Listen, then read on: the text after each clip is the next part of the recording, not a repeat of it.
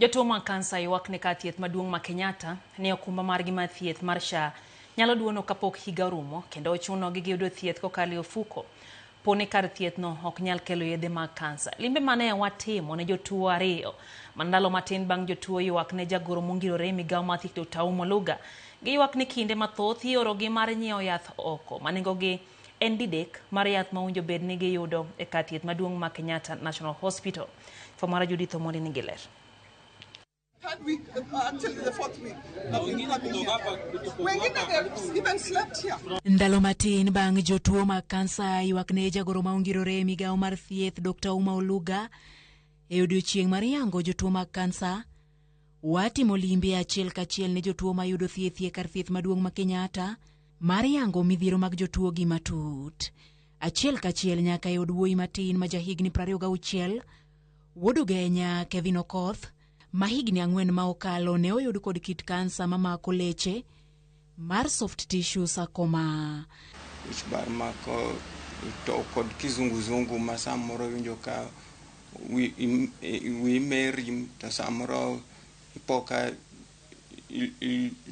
ipoteza nguvu ma ipo mana daka moko matin kendo kisepodho piny koro kendo chuno no ringo teri hospital na bedo diagnosed kod cancer mar soft tissue sarcoma no ya alafu kod en sarcoma kendo types ariyo.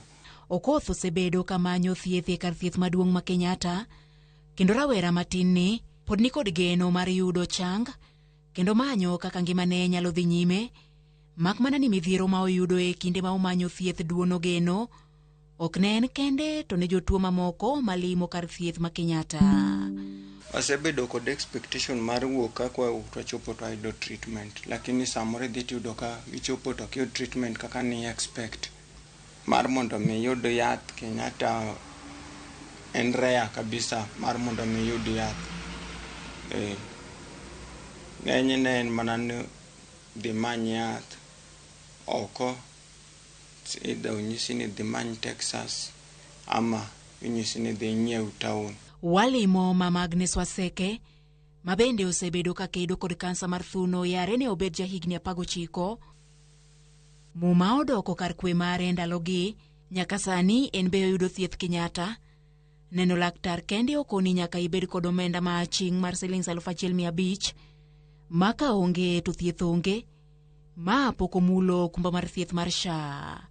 Kako chopo kar okumba manyaka sani osepuodh mana ne Sh1,550 e higa. Yath ma migawo mar thieth ne osepuodho mondo mi omigi kod Sh40,000 e kar thieth kaka Kenyatta iorogi mar nyiewo oko e nengo mamonya Sh40,000 didek ka koro giluor ni okumba ni dhi duono kapok thieth orumo. Hii ni Kenyatta ni public, hii ni hospitali ya public. Kwa nini tunatumwa ije tukanunue dawa? Kwa nini tunatumwa ije? Edeni mahali fulani, huyu bibi ya kijana yangu aliambia eda mahali fulani uchukue ukanunulie mama yako dawa huko, mumurudishe hapa adugwe shindano. Hata ni vile tu hawa wa hapa walihurumia wakaniduga shindano wakaniambia peleka huko hospitali useme tumekuduga. Juu hiyo nimeona ni kama hospitali ya private.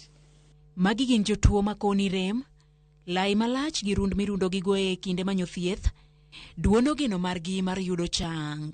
Samore dhi kachacha iongo kata mana pesa nyaka ichul consultation fee maneno daktari mabeko kichule to kang' ni nene. Ukifika huko unaesalia. Unaona mwingine ako huko alikosa pesa kabisa. Vinoda inanuka kunuka.